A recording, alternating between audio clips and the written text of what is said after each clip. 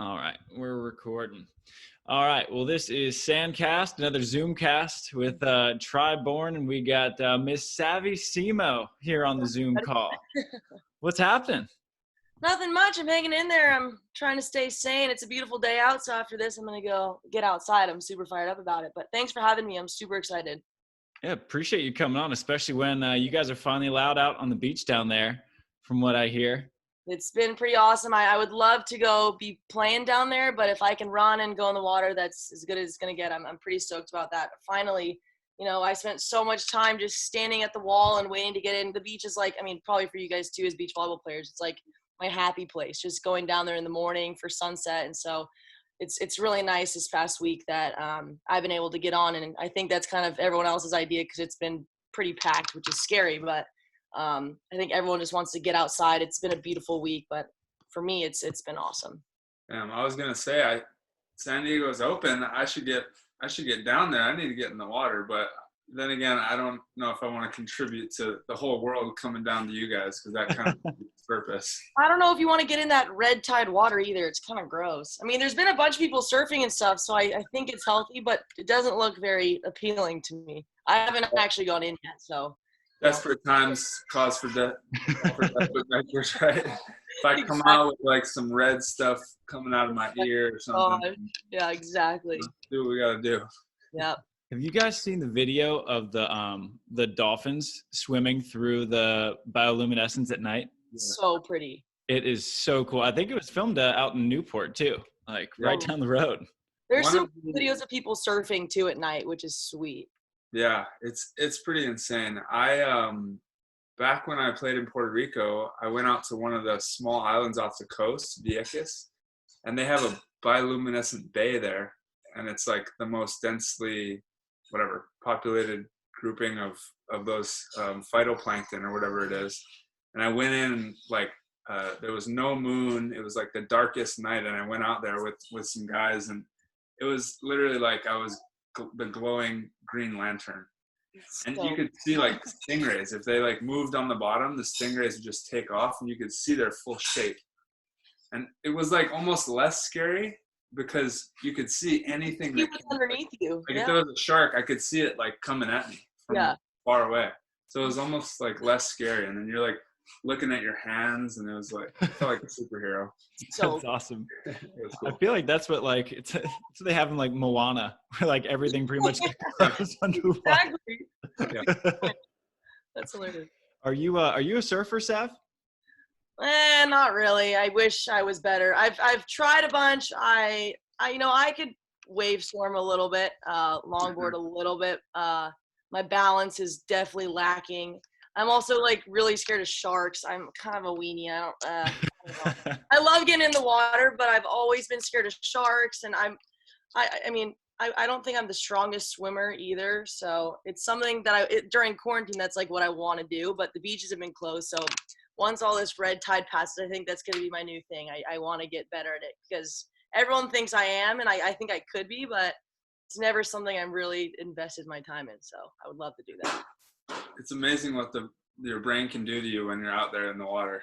Oh, it's so just scary. Making up all these stories like it comes up and jumps and bites my head off and goes back. And when I go stand up paddleboarding, I'm looking I'm so freaked out. And there's just been more great white sightings in San Diego, like I guess in the past year than ever before. So I'm kind of like, I don't know about that one. That's so if I can avoid it, I will. So. Yeah.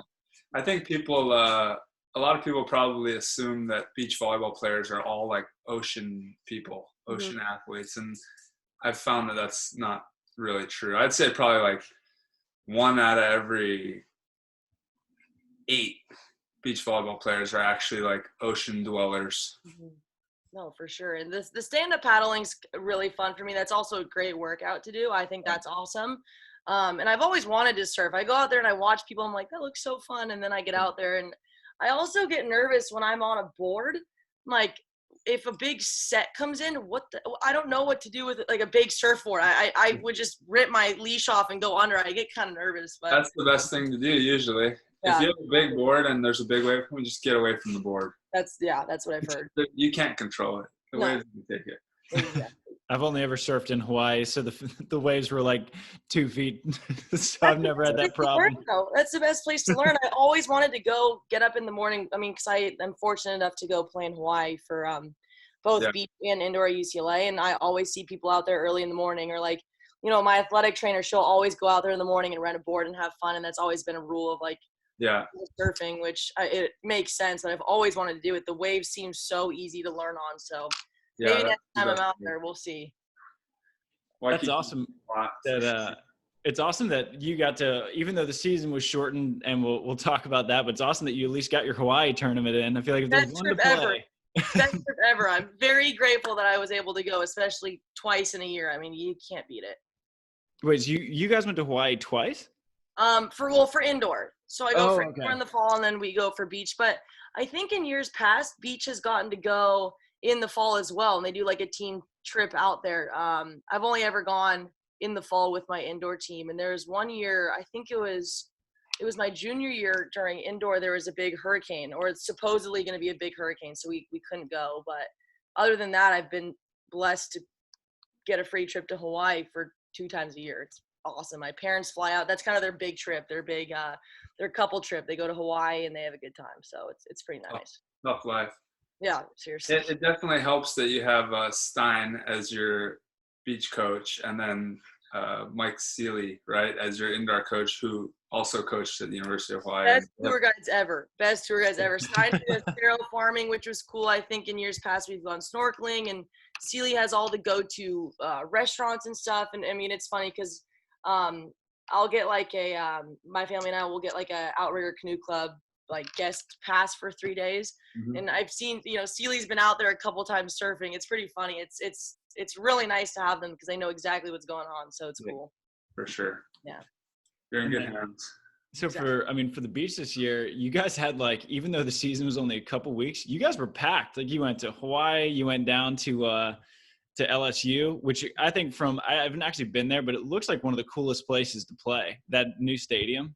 Yeah, it's incredible. And I think that was a great place for us to go. I think playing in that atmosphere was something we've never really gotten to do as beach volleyball players. You know, going to somewhere like Hawaii or Nebraska for indoor volleyball, you get the fans, but in beach, you know, the most you get is in Gulf Shores, and it's still not that many. But playing against LSU, even though we lost, it was one of the coolest experiences ever. And for my game specifically, we played under the lights, and I don't think I've actually ever done that either. So it was a great experience.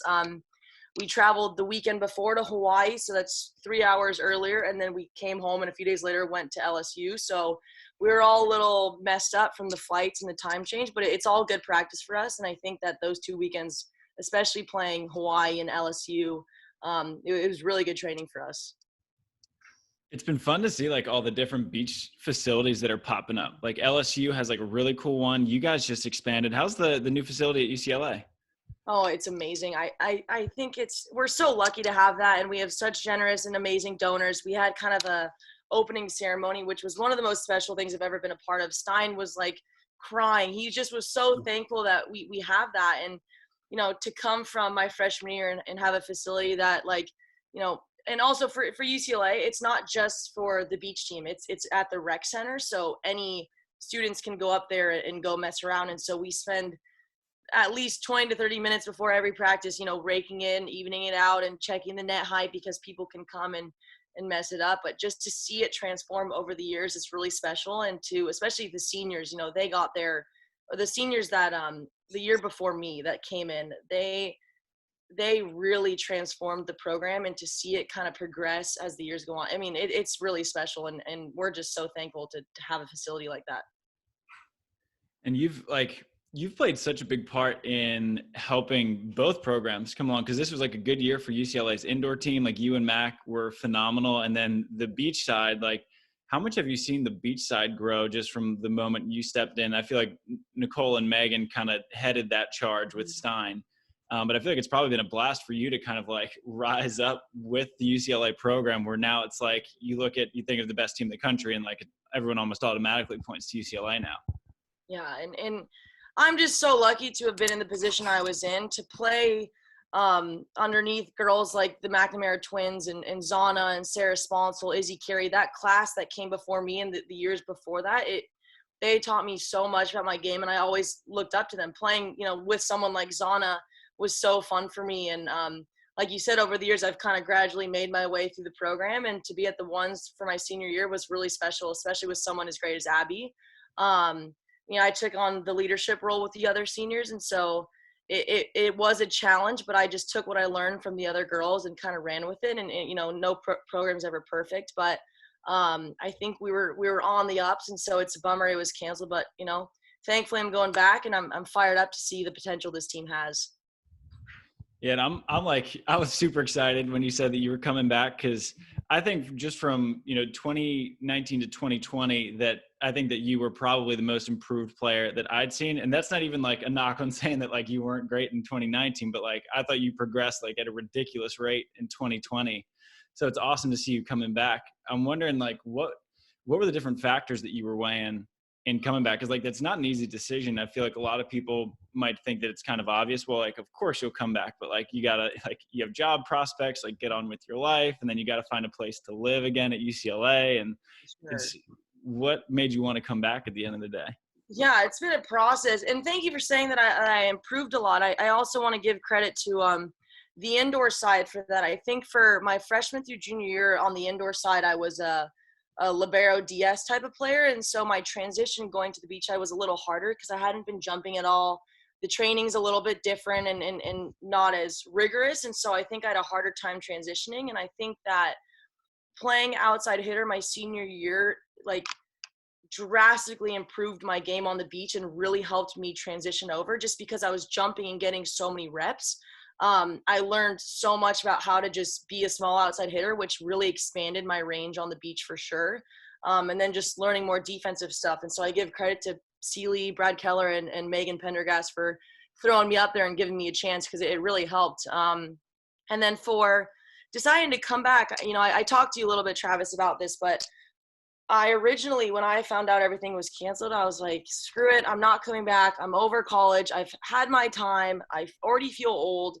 I want to go play AVP. I want to go do interviews. And so I'm ready to move on. And, kind of as time progressed and a lot of things started to get canceled, and, the more people I talked to that were close to me, family and friends that knew me, everyone was like, dude, why do you want to leave? Like, you're in you're at one of the best colleges ever, on one of the best teams ever. Why would you want to go? And the more I thought about it, I was like, I don't really want to go. I think I just had my mind so set on, I was already, I already had girls to live with in the South Bay and plans to play AVP and all these other things not really lined up, but at least organized in a way that I was ready to move forward. I was ready to graduate because, I never ever planned to do a fifth year for beach or indoor. And so my dad was like, there's no reason to get into the workforce. It's gnarly out there right now. And an old coach of mine, Rachel Morris, she coached me for several years during club. And she's like, look, Savvy, next May, you're going to be sitting on your couch watching your team compete for a national championship, and win or lose, you're going to regret not being there. And that was the tipping point for me. I was like, you're so right. I could not imagine watching this team play, knowing that I could have had an opportunity. So, there is still a ton of stuff to work out. I still haven't signed a lease. I'm a little hesitant on that because, I don't really know if fall is going to be online. I should lock down a place. I think that's kind of where the point I'm getting at. I worked a lot with Stein and Jenny on, eligibility stuff academically and scholarship stuff. And I was a total pain. I know I've already apologized to Stein. I called that guy like all the time. Hey, what's the update? Hey, Kristen Nuss and Claire Puller are going back from LSU. Oh, Ia Lindahl transferred to LMU. Why do I not know what's going on? I was so worried about everyone else when I should have just been more on track with myself. But I'm just thankful that they advocated for me and they put in good words for me, and I'm going back, and I really couldn't be more excited. How does it work, like from an academic standpoint? Like, are you taking like another major or adding a master's or something? Because you do have to take classes. Yeah. So this was all news to me as well. I actually just, I had my academic meeting this past week, and so I could pick up a minor, but I would have to do summer school and maybe go into the spring. And so my scholarship, I'm going for the fall and the winter. That's kind of that's what a lot of seniors do, is they take class fall and winter and then nothing in the spring, which That sounds great to me. If I could play half my season without taking class, that sounds pretty epic. Yeah. And so originally I thought I would have to pick up a minor or have to go into a master's program, but it turns out, although I'm at my 180 units, I'm allowed to go over that as long as I'm an athlete and I'm still competing in athletics. So I'm just taking classes that are super interesting to me and that, can hopefully further my career, maybe, journalism classes. I'm super interested in disability studies classes. So I'm looking forward to taking some of those classes. The master's program would have been a lot, especially trying to get back into UCLA. I mean, obviously it's super rigorous. I don't know if I would have been able to do that. I get good grades, I promise, but I mean, UCLA masters, that would be tricky. So I'm really fortunate that I get to go back and take classes that I'm super interested in and that I'm allowed to take, because I was really unsure about the rules on that. That seems like a pretty good choice for you. It's almost like the decision was made for you, because obviously, like, yeah, everyone out here in the real world is like, there's not really much for you to come out to right now. It sounds like there's a decent amount it's not set in stone, just like everything else, but more so than it is out here in the workforce, as your dad says. Well, yeah, but I mean, that's a cool opportunity for you too. Like, when I look back on my college career, I probably should have redshirted my freshman year. Mm-hmm. Granted, by the time I got to my fourth year, I was ready to be gone for sure. But looking back now, if I were to be able to take classes that really interested me my fifth year, and then play another year, my team actually went back to the national championship the year after I left, when Micah Christensen came in as a freshman. And so I could have been a part of that. I didn't really learn how to be a student until like my junior, senior year of college. Yeah. So I would have learned a lot more if I stayed. And I think in the long run, I'm like, I don't know, 10 years out or something like that. Almost 10 years out of college. And I look at like one extra year is like, I could have easily learned a lot more. And looking back on it, it's not that long of a time. I don't have any rings like you, just a marriage ring. I would have liked a national championship ring on there. But I think you're making a good choice. I don't think you'll regret it. And it's going to go by so quick that it's almost going to be like it never happened. Yeah, and thank you for that. And I think that, I mean, as you guys know, jumping out of school and trying to go, into the AVP is also not easy either, especially now you add on top of this pandemic going on. There's nothing easy about it. I was already freaking out about it without the pandemic going on, because it's a big step. And so I'm really lucky to take classes that apply to me, but to also just to learn more about myself and just about how the world works. I think I've learned so much from college, outside of school. I think that's what people don't really understand is, my she's a biochem major at Santa Barbara, and she's just grinding away on her computer right now like crazy. And I think I've learned so much more just from being a student athlete and with time management, communication skills and stuff like that, more than I've learned from any class at UCLA. And I think that, granted, I have learned a ton from class that I'll take with me, but the most important lessons I've learned has just been living with roommates and dealing with boyfriends and dealing with class conflicts with volleyball. And those are the things that I think I'll take more from college, I'm really lucky that I have another year to use that and then take it with me in the future. So I'm more excited for that, just for the experience for sure. Yeah. And one thing, just me thinking back on it, when you come out of college, you don't really, or I never thought about it like I wasn't going to have everything that I have. I'm like, I'm turning into a professional. That's a step up. But then really what's happening is the level of play goes up, but everything that you had at UCLA, I went to USC, so I understand playing for a really elite sports program. You don't get that anymore. There's no nice locker room. There's no nice facility. Exactly. They didn't hire your coach. Your coach isn't Stein Metzger. You don't have an assistant. You don't have practice plan. You don't have, probably have team snacks and buses scheduled and all that. It's all taken away. So just to have another year to understand that, what being a professional entails, but then still being in college and working on everything from that side. And I would pick Stein's brain a lot. I literally talked to Stein a few weeks ago and told him I'm going to give him a call to pick his brain. Yeah. So you're in good hands there, and I would take this last year for sure to just prepare for the steps ahead. Oh, totally. And to have Stein, I mean, Stein's one interesting dude, but he is so smart. The things he knows about volleyball. I mean, me and Stein go like this because I'm like, Stein, Yeah. what are you saying? I freaking love Stein. I love Jenny. I think they're both incredible humans, and I'm lucky to get a chance with them. Stein literally just yesterday, I was like, Stein, I just want to say I'm sorry again for being such a pain. He's like, yeah, you were a total pain, but you're worth it. I love you, kid. I was like, oh, Stein, I'm so excited to come back. He's the best, and I think it's really important to know, like, all the things you just listed, free flights, free food, all this crazy stuff. It's like, hey, I don't even have a partner. I didn't even have a partner going into the AVP for this summer. I was looking forward to playing with Abby for sure. We had a lot of, I think, potential that we had, but there was so much uncertainty, and now I actually have time to lock stuff in more, and especially now that I'm not doing class next spring, I have that whole spring quarter, after the national championship or whenever we end, I can jump straight into practices and stuff with some pro girls or whoever's kind of around, and that might be a better transition for me going into the summer. For sure. All right, now, how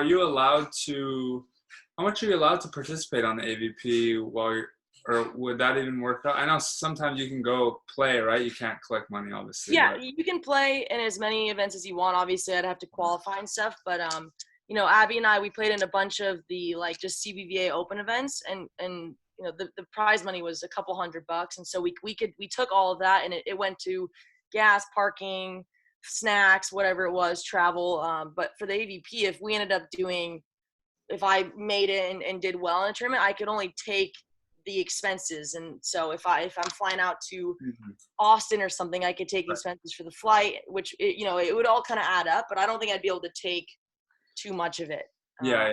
Bummer, but anything's better than nothing. So yeah, it's all good. Plus, I mean, I gotta imagine, like, if there was a men's beach programs in NCAA, I'd be watching that all the time if I'm a veteran out here on the tour.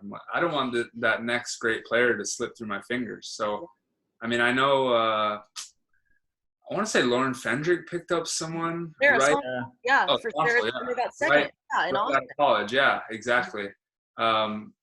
So you got to imagine that a lot of those veterans are watching. And as Stein will tell you, because he told me this when I was younger, coming out of college,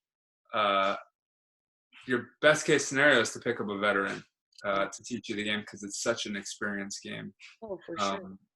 So who knows? That was kind of my goal too for this season. And another reason I was super bummed was, I'm playing with Abby. We're doing great. We're at the ones, and I'm kind of at I felt as if I was just going like this, and this was my year, and it was great timing for me to be kind of on the ups, and I was officially a full-time beach volleyball player. So when all this ended, I was like,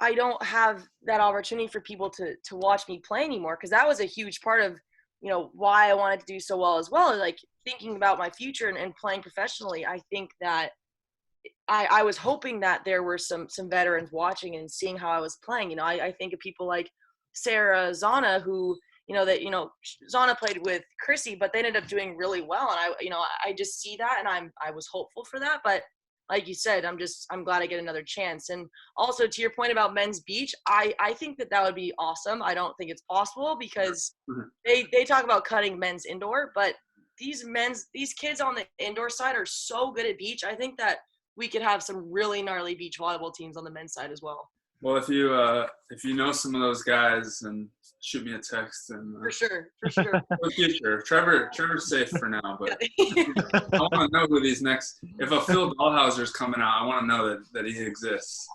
All right, I'll let you know. There we go.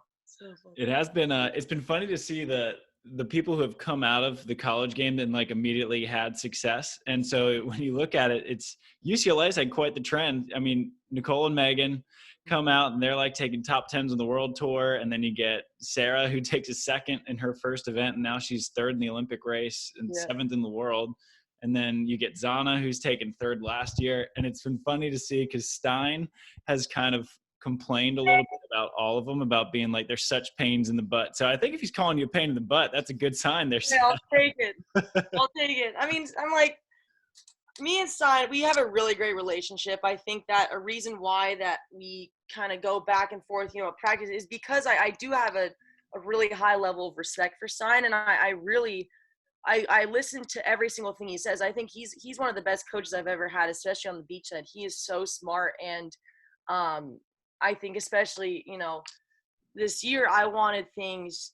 I wanted to win so bad, and I know he did too. And so even this year, I think last year was worse, and I've matured a lot, and so I've learned kind of to pick my battles and to know when to say stuff and when to not. But even this year, there was times where I was like, Stein, like, we should not be doing this, or we need to be doing more of this. And, agree or disagree, I think we both have a common goal and we want to win. And I think he has so much experience, but I also have the side of the players and of the team. And so we've found a way to kind of work together and balance it out and just find out what's best. And I think Jenny also plays an incredible role of that kind of balance as well, as a female figure too. And so we've all kind of figured it out as the years gone on. And I think, Sarah, people like Zana were the same. We all just want to win. And I think that's an incredible culture of UCLA beach volleyball, and something that I hope even after I'm gone, carries out. I think. Go ahead, try. I feel like people tend to think that coaches are always the ones pushing their athletes, but I think good coaches they want to have athletes that will push them to be better. And just like an athlete will get pissed at their coach at times because it's whatever, the timing of something, they said something, you're always going to get mad at each other, and the tension's going to rise at times. But I've found over my career that coaches like to be pushed as well. Even my weight trainer, my coaches on the sand, indoors, everything. They don't like it in the moment, but they appreciate, because they're just trying to get better as well at their jobs. So down the road, I start hearing them thanking me for all the stuff that I thought I was just being a pain in the butt about back in the day. And even last week we had Mike Lambert on, who's childhood friend of Stein and a partner on tour. And I mean, he kind of suggested that Stein was a pain in the butt sometimes, but also just a great teammate and whatnot. Stein's getting a lot of shout outs these last 2 weeks. The amount of times that we hear the name Lambo at practice is hilarious. I'm always talking about Lambo and how good he was. So that's pretty cool. But what about the Stein up pokey? Oh my gosh, dude. Stein comes into practice and he'll just jump in our drills, and he's such a legend. He doesn't even jump or move, and he's lipping us and just getting kills. He's so sick. So fun to play with him. I think it's awesome. But to your point about, pushing coaches, my indoor coach at UCLA, Mike Seeley, we kind of had a similar relationship that me and Stein had, just always challenging each other. And this year, especially for indoor, I think a lot of, if I get frustrated, it's just because I am a very emotional player, and I've learned to kind of tone it down. But I think that's a lot of athletes are just emotional, and it's all because you want to win. But I think sometimes the emotions get the best of us. And there was oftentimes where I thought Seeley literally hated me. And he, in my senior speech, he was like, "You're one of my favorite players I've ever coached." And my parents looked at me like, is he joking right now? Like, and afterwards, he gave me a hug. He's like, "You're the best. Let's keep in touch." And I think it was super special just because over the years, we've had some of those clashes, but at the same time, we've had some really incredible conversations that I don't think a lot of people have if they're not challenging the coach. I've learned so much from him and from Stein and just other coaches from being open, being honest, being vulnerable with each other. I think just being yourself is the most important thing. Especially coming in as a freshman, you're kind of terrified, but as the years go on, the relationship is so important. And you're not going to have a good relationship with someone if you're not really yourself, if you don't challenge them, if you don't question them. I think it is very important. So that's a good point to bring up as well. Yeah, I think ultimately the coaches are trying to create a culture and surround themselves with people that want to win as bad as them. Like, there's nothing that will drive me more crazy than having a teammate that doesn't want to win as bad as me, or I mean, if I'm a coach that doesn't want to win as bad as me. So I think that's ultimately what they appreciate most. And those people that just are dying to win, you love having them on your team, but the high energy it's gonna clash at times. But ultimately, that those are the type of people that are making you better.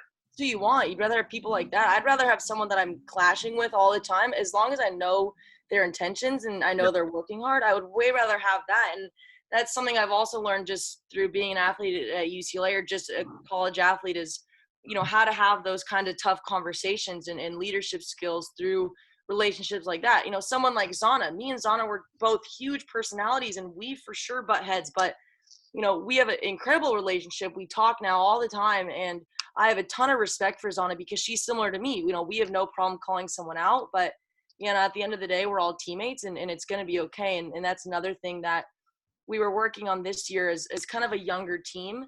I think that was something that we could have improved on, and something I look forward to working on is a little more team building so that people understand, we all have a common goal. We all want to win, and it's never going to be perfect. There were times where we, a teammate and I would butt heads about a stupid score in a drill that really is irrelevant. But for me, I'm not really sensitive. If that stuff kind of happens, I'm like, whatever. After practice, I don't think about it. But I think that's something that we could have worked on is being less sensitive. I mean, myself included, there was times where Stein would say something and I would be so worked up and freaked out about it. But I think in years past, our team's been really good at having that, working relationship and knowing that it's going to be okay off the court. There's no hard feelings ever. We just want to win. And as a young team this year, I think that's something that we could have improved on for sure. No, that's good. That skill is going to come in handy huge once you get to the pro level where you're having to pick your partners and make long-term commitments that are paying for your rent and your food and whatnot. Roommates, man. Roommates are tough. That's something. That's the real test is your roommates. And if you can get through that, I mean, you're golden, because especially with a bunch of girls. I lived with some girls last year, and we're all so close. Yeah. That's next level right there. Exactly. Having a 6-month-old roommate, that's next level. Yeah. Really, it just screams at you for no reason. You can't tell her that she's wrong. Sav, I think one of the things that I noticed this year I didn't see as much college volleyball as I would have wanted to, because obviously the season was cut short, but that like UCLA, and I think this is kind of a Stein thing, is that like he recruits like competitors. And what I'm wondering is like, I feel like that's a group that would like Devin Newberry, for example, is one of the most competitive people I've ever met. Yep. Like, she was a freshman, but she has like all the swagger in the world. Like when I watched you guys play USC, like she's staring down Joy Dennis, who's been playing for like 4 years. And I was like, damn, Dev, like with a team with that many just like competitors who like want to win, as the kind of leader of the team, like how do you keep little conflicts from kind of sprouting up? Because it's almost inevitable that people are going to fight and argue in practice, because that's like, who you guys are. But like as a leader, like how do you guys keep everyone as tight as you guys were this year? Yeah. And I think this year was different because, like I said, the people like Zana, Sarah, the twins, and Izzy Carey, those 5 seniors, they kind of carried our team through. And after they left, losing 5 starting seniors was hard. And for me and Lily and Maddie to kind of step into that senior leadership role was hard with a lot of younger girls, especially girls with fire. I mean, Riley, Devin, and Lexi are just – they're such competitors as freshmen, and I think that it's so important. But, man, I had a lot of improvement that I could have done and ways I could have handled things, and I think that the whole team could have been better. Stein purposefully challenged us as a team, with things like resiliency or just being okay with – shit hitting the fan, he one day at practice, he was like, we're trying to figure out the lineup. And in our minds, it's kind of clear, who's playing together, but there's some spots that are a little uncertain. I was playing with Abby and she had been injured. She had like a melanoma cut off her foot. So she was out for like a month and I was just waiting for her to come back. And so there was kind of some stuff coming in and out, and Stein goes, all right, it's a Wednesday. And he's like, all right, we do Friday scrimmage days where we wear a uniform and we get refs to come in and we have scrimmages, which is a test in itself, just, with nothing on the line. We already want to beat each other to win a spot. And he goes, yeah, so we're going to today and tomorrow, we're going to play for like an Olympic bracket. And however you do on Friday, that's how we're going to start the season against LMU next week. And all of us were like, is that a joke? Like, you're going to base one day of practice for a starting lineup during season? And personally, me and Lindsay and Abby and there was people that were livid. I was livid. I'm like, son, like, that day, that practice on Wednesday, if he based the lineup on that, I wouldn't have been in the lineup. It's never, one day of practice is never perfect. And, we even went to him, we're like, Stein, you can't do that. And also this team, we should be coming together right now. We're starting season in a couple of days.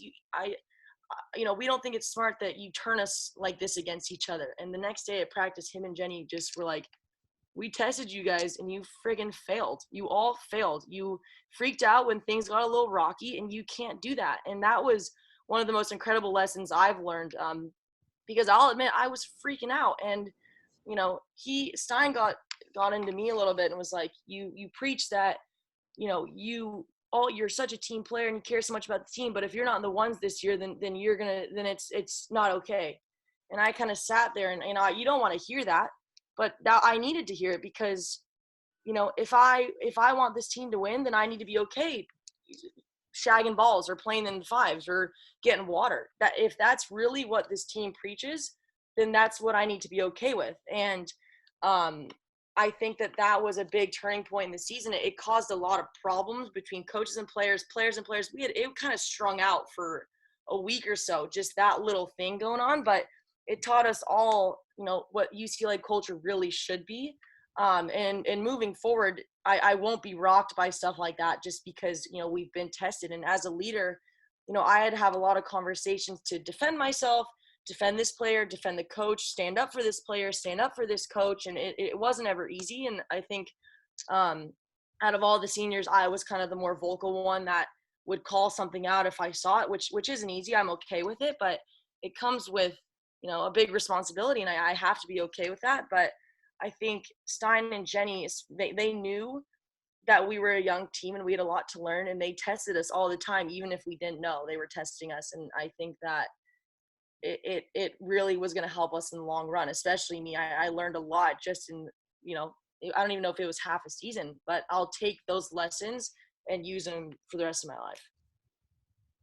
I think they'll be coming in handy about a year from now too. It's like, how much further ahead are you going to be at the start of next year than you were at the start of this year? I feel like even though like this year was just like, maybe 45%, 40% of what a full season would be, I feel like you probably learned about 200% because like you were kind of leading a really young team, and that Stein and Jenny were kind of putting you in these positions. I feel like it was like your learning curve was just like straight up. My neighbor's driving by with their music blasting. Sorry.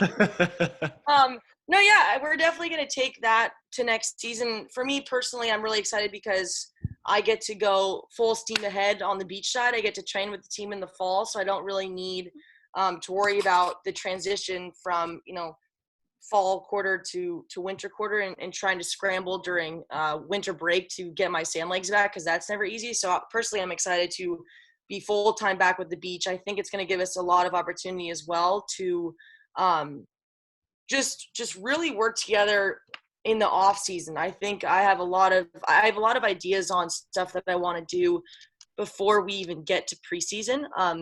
More team dinners, more team hikes, more team activities, or just, activities within your class. I think it's so important to spend time with your teammates, to have that good working relationship. You don't have to be best friends, but I think I've learned more from my girls off the court than I have on the court. And I think that's super important, something that I really look forward to. And I think Stein and Jenny are the same. Today, after this call, I have a team Zoom, and we're doing like a Kahoot it, where we all sent in questions about, funny, just team stuff that we're going to answer. And that's great team bonding, I think. I think next week we might do something where we have to send in a video of us imitating one another, and we have to guess who we're impersonating. So little things like that, it's really what I'm looking forward to.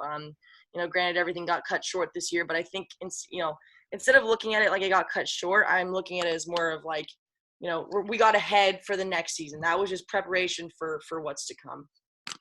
Yeah, I think that stuff's all important. And it's kind of a part of, I don't miss much about indoor, to be honest.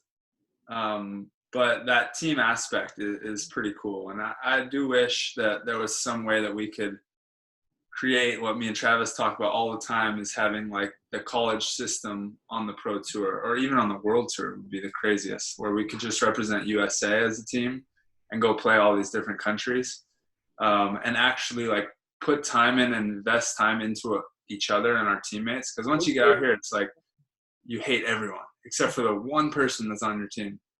Okay, you don't have to hate them. Maybe that's just me, but no, but when you're on the court, that's kind of how it is. Yeah, but it'd be fun to have like a whole team behind you, like a coach with like, I don't know, how many people are on the beach team? 12? No, we had like 17 or 18 girls on the team. Okay. 10 play, but there's like you can get up there 15 to 18. Like the travel squad is 10? Travel squad we traveled 13 or 14 this year. Yeah. We always play the sixes play, the alternates, so 12 girls play, and we like to have at least one or two that kind of bounce in as well, just for injury purposes and stuff like that. But yeah, I mean, that's like a dream of mine. That would be so epic. And I think everyone would want to watch that if we all got to band together and go attack the world. Yeah. But it hasn't happened, so I'm a little jealous in that aspect. Well, that's the best part about college beach volleyball, I think, is it's about you and your partner, but it's so much bigger than that. You have the coaching staff and everyone that bands behind you, and the most special feeling is winning a game. You know, when everyone's watching your court, it's not just you and your partner. It's the whole rest of the team that's standing behind you, throwing you balls, cheering you on, and everyone watching. I think that's the thing I'll probably miss most about college beach volleyball is that it is a family. It's not just you and your partner, and we do a lot of partner building as well, but you know, you have to be able to support one another. And you know, I've had experience in both prior years. Last year at NCAA's, my partner Leah went down and Maddie Yeomans came in, and I think we were able to win games just because we had that chemistry from just working together in a team setting. It's not just some random girl that's being thrown in there. So it would be really cool. I think from what I've seen, it seems like the AVP is kind of like a family. You know, you're all playing against each other, but it would be cool to see at the, you know, the pro level, the USA level, it being more like that. That'd be really special. Maybe we make the SANDCAST beach tour, Travis. We get all our sponsors to contribute in. Oh man, we got them. I mean, they're right behind you. Kona, Monster, Wilson. Just a couple $1,000s of funds, and we'll put some events together. Exactly. Once again, some Maui gyms. Always on. Whenever I talk to Phil Dahlhauser, he brings up the Brazil USA.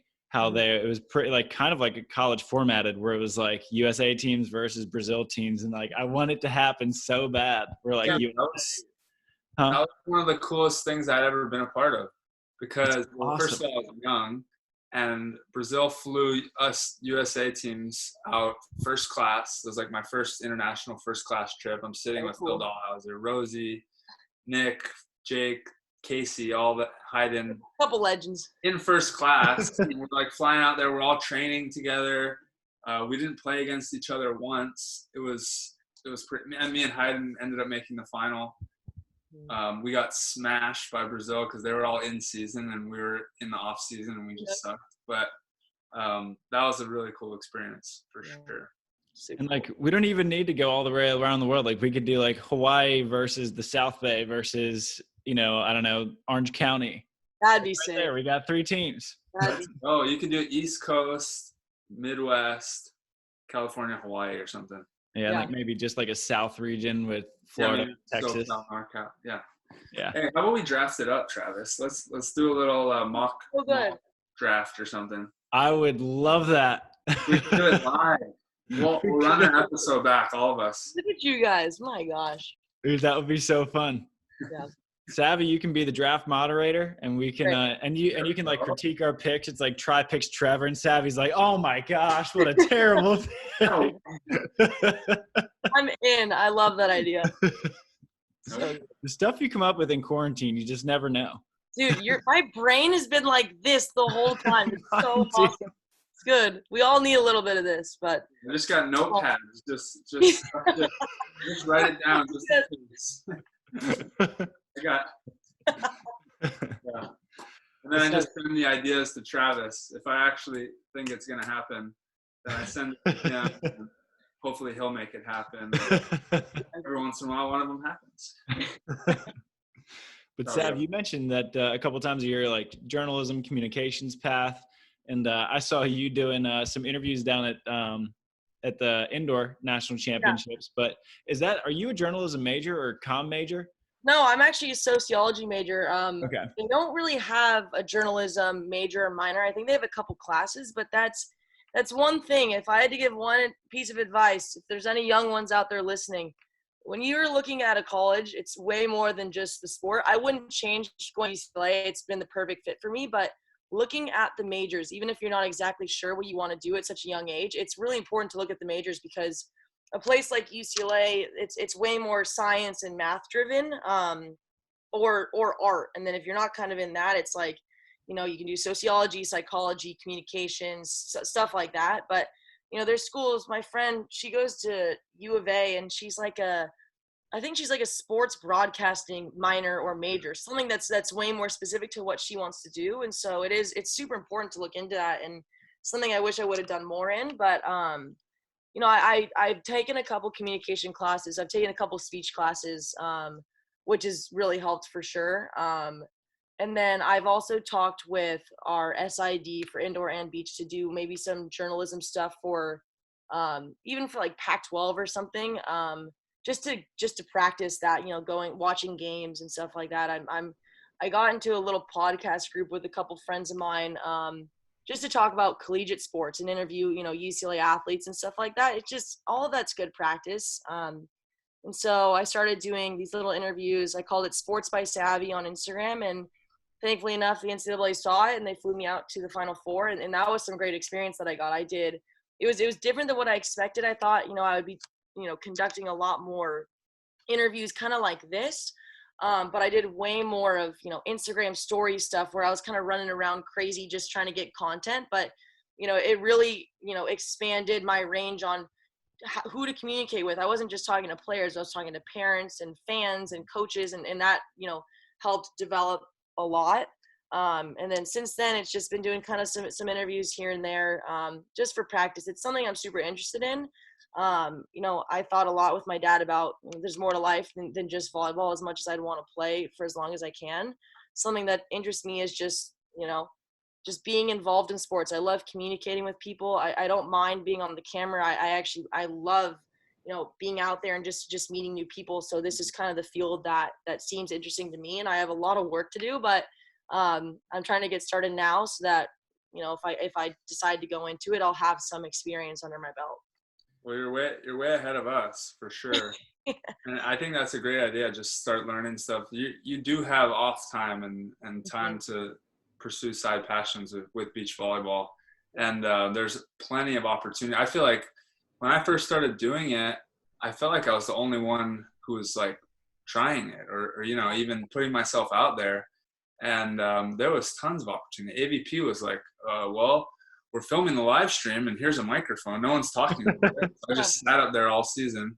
And then the major series called me, and like it just, there's so many opportunities, and people, the tours are really grateful to get that kind of stuff. You're also in Hollywood though. So that's one thing UCLA, I guess a benefit is not the school itself, but you're near Hollywood, which is the entertainment capital of the world. Yeah. I went up there and took 2 improv classes at, what's it called? Second City, which is like a pretty big improv school or whatever. But that was really cool, like in terms of getting better at public speaking and being quicker on your feet. And I also took a hosting class up there. Like those are some of the best professionals in the world at doing this. And you can take like beginner classes, and it's really fun. Anyway. That's good to know. I need to look into that, because I've never even thought of doing that. I mean, I know I'm in LA, but I think it's a little overwhelming when you're like, there's so many things I can look into. It's kind of hard to like just focus on one thing. So I'll get that information from you after this. That's really great. For sure. The only reason I thought of it is because my wife saw how bad I was on camera, and she's in Hollywood. She's an actress. So she was like, you should take improv classes. I was like, improv, what? And she's like, just trust me. And then I did it, and it made me so much more comfortable just, you know, being neutral and listening to people, and then having a really authentic answer, rather than before I was like, I have this idea in my head, I got to hold it, but I got to listen to them. And then, you know, I'm just like so. Exactly. Yeah. But there's opportunities out there for sure. You're on the right path. Good to know. Thank you. I appreciate that. Yeah. And I think like at the end of the day, like I had the fortune of being a journalism major, but like no one's ever asked me for like my GPA or like what I majored in. They're like, can you write? Send a sample. So it's like, can you interview? Send a sample. And like the NCAA saw it. So you're doing all the right things, which is great. Mm-hmm. Thank you. I mean, it's a lot. The biggest thing for me is I'm so comfortable with people, even doing interviews with people I don't really know. I'm very comfortable, but I say a lot. That's something I need to work on. There you go again. But there's a lot of things I need to work on, but just like you said, the more practice I have, the more time in front of the camera, and the more diverse people, different sports, different types of people, that it can only help me. So that's kind of what I've been doing, especially in quarantine. It's the best thing that I can do. I think saying is like the least of your worries. When I came out, I was broadcasting every game, and I kind of thought I in my head I thought I was talking to a new group of fans every time. So I would like say I'm Bourne from Hawaii, and for some reason, whatever, I just said I was from Hawaii like 80 times. And one of the matches where it's on the live stream, and someone's holding a sign in the stand that says, we know you're from Hawaii. And then I'm like broadcasting. I'm like, what does that sign say? Oh, okay. Apparently I'm getting called out by people in the stands. I don't know what I'm doing up here, but yeah, I think it probably became a drinking game as well. Every time you say from Hawaii. Oh. So I try not to say it quite as much, but I am pretty proud of that. I think at the end of the day, that's a good sign. That means people were listening to you. I'm making them remember me for sure, whether it's good or bad. I'll never forget you. Bourne from Hawaii. I'll never forget that. A white guy from Hawaii. Well, Sav, where can people follow along, either just your personal life or whatever kind of broadcast work you're doing, or whatever it may be? The podcast. Yeah, I haven't. Well, at Savvy Simo is my Instagram. My little sports thing is at Sports by Savvy. I haven't been posting on it as much because I've been doing other interviews for, like Instagram Lives with other accounts. I actually have to put a hold on that. I have to double check with my compliance going back for fifth year to make sure that it's okay. All these interviews. This one was fine. I got it. Don't worry. But doing interviews for other accounts, I'm not exactly sure how that works. They said they think it's going to be fine because I've been doing interviews and it's something I'm passionate about. I'm not getting paid for it or anything. So it's all just voluntary. It's my own stuff. But now that I'm not, that's kind of on hold. I need to get back on track with my other little interviews that I'm doing on my own with other athletes. So that's something that I need to work on as well. I have a lot of stuff from the NCAA that I'll take over and start posting again. But yeah, at Sports by Savvy, that's kind of my little thing. And then I have a bunch of stuff that I should just throw up there, short little interviews that I can use just to kind of, pump my page a little bit. I need some more followers, but it's all right. Okay. Awesome. Well, is there anything else that you want to talk about while we have you here? I wanted to give you a little bit of a break before your next call, so you're not just like Zooming for 3 straight hours.